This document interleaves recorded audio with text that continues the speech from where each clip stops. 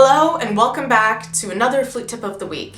For those of you who follow my Instagram, I have an arm injury and I'm having a little bit of difficulty getting things adjusted. So for today's video, it's going to be a description and explanation video as opposed to something where I'm going to be demonstrating. Never think about how much you use your non-dominant arm until you can't use it anymore. So what we're going to do this week is talk about how to approach a piece that you might not necessarily understand. So let's jump in. When you cannot find the organic, look for the logic.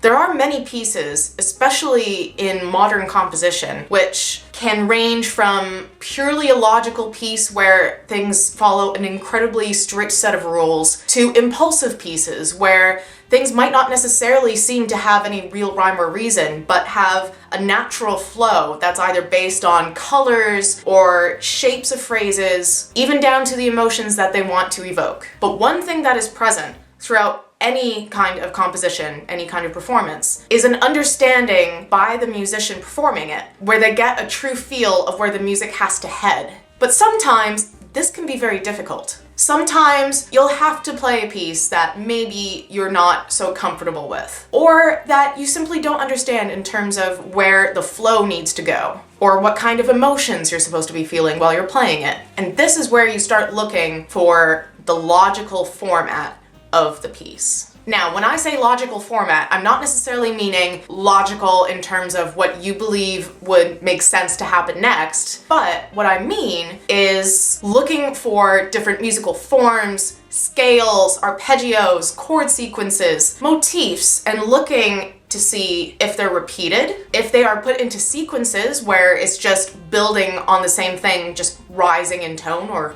lowering in tone. And in general, just looking at the piece with almost more of a mathematic mindset as opposed to purely an interpretive one. Another thing that you can think about is the history and background of the composer themselves. So for instance, if you're playing something by Messiaen, you need to understand that he was a religious church organist who was deeply enthralled by nature, and especially birds. And not only that, but he was fascinated by the natural harmonic sequence. And so if you're new to playing or performing his compositions, if you look at it through his eyes and look for anything that could seem like a bird call, and also at chord progressions, which at first may not make sense, but then you look at it in terms of the development of the natural harmonic sequence, and suddenly the piece starts to make a lot more sense. And another thing that you should know about a composer is what kind of instrument they played, or the kind of instrument they composed for the most. Because, especially as flute players, we're going to be looking for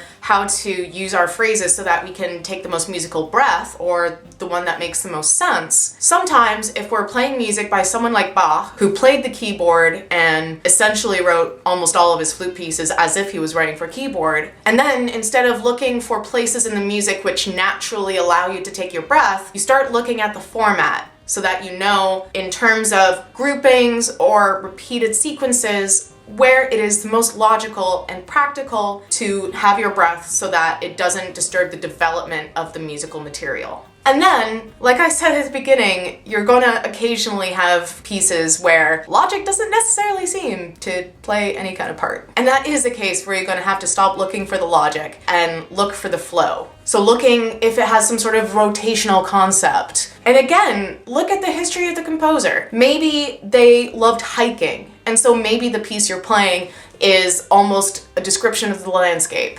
Maybe they were on hallucinogens, and so what they created was something purely based on these whacked out dreams that they had when they were under the influence. Don't go do drugs to try to put yourself in that mindset. No, bad. And this kind of very simple research and just attention to details in the music itself will really let you have all of the opportunity to express and interpret within that realm. There is no greater tragedy than a musician who comes into a piece, has no idea who the composer is or what the piece is about, and turns it into whatever they feel like. Because it's the same notes, usually the same rhythms, but it's not really to do with the piece anymore. And I feel like when someone has put so much time into creating this piece, into attempting to create a world for the listener, then really the most that we can do as performers is to look and try to understand what they were trying to portray. So again, that tip was, where you cannot find the organic, look for the logic. I hope you find this week's tip helpful. We'll see you all next week. Flute happy, learn happy, and send me happy thoughts.